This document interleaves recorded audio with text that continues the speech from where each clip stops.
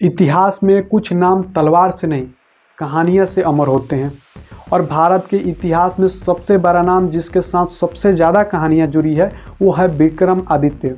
अब आप सोचिए, जब भी विक्रमादित्य का नाम आता है आपको याद आता है सिंहासन, बत्तीसी, नवरत्न, न्याय, समृद्धि और एक आदर्श राजा।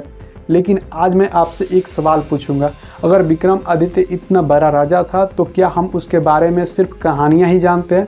इतिहास में कहानियाँ तभी चलती है जब सच कहीं ना कहीं मौजूद होता है, लेकिन कभी कभी कहानी इतनी बड़ी हो जाती है कि सच ढक जाता है। तो आज हम जानेंगे कि विक्रमादित्य सच था या मिथक।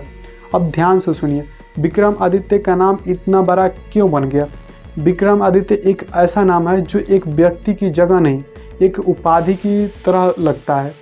मतलब विक्रमादित्य हो सकता है एक राजा का नाम ना हो सकता है ये नाम कई शासकों के साथ जुड़ गया हो, लेकिन फिर भी इतिहास में विक्रमादित्य की छवि एक आदर्श राजा की बनी।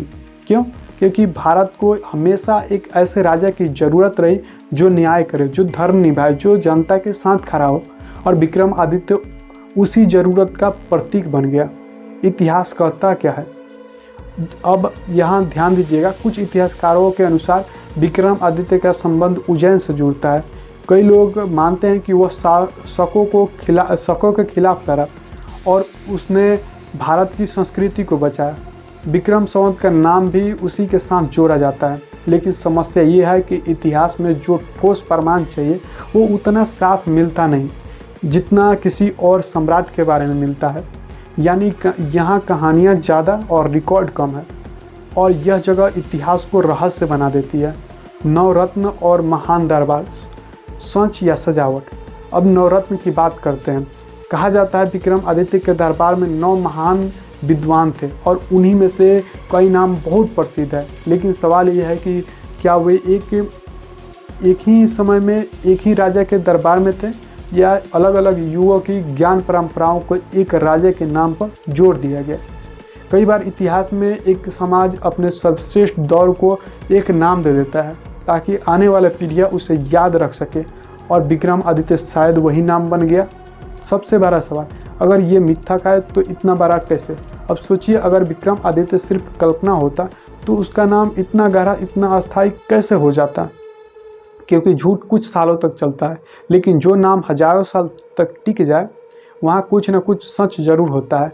हो सकता है एक महान शासक था, लेकिन बाद में उसके नाम पर कहानियाँ जोड़ दी गई और फिर वो एक व्यक्ति नहीं रहा, वो एक आदर्श बन गया।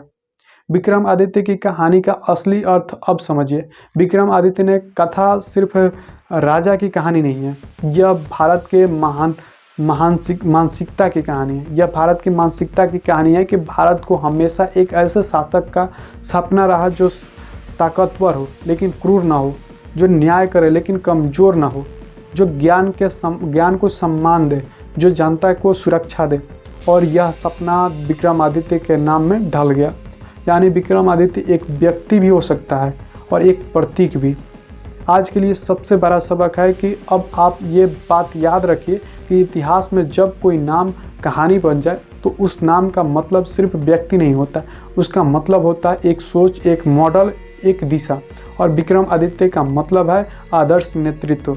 आज के समय में हम नेता देखते हैं लेकिन आदर्श नहीं देखते, और यही कमी समाज को तोड़ती है। अब आखिरी बात सुनिए, विक्रमादित्य सच में था या नहीं, यह सवाल महत्वपूर्ण है, लेकिन उससे भी बड़ा सवाल यह है कि हमने अपने इतिहास में एक राजा को इतना ऊंचा क्यों रखा?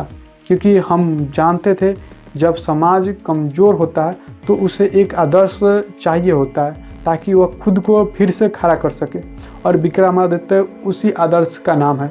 इतिहास में कुछ लोग मर जाते हैं, लेकिन कुछ नाम इतने बड़े हो जाते हैं कि वे मरते नहीं, वे हमारे दिमाग में राज करने लगते हैं। तो दोस्तों, ये वीडियो यहीं पर समाप्त होता है। आपको ये वीडियो कैसा लगा कमेंट करके बताएं। मिलते हैं फिर अगले वीडियो में।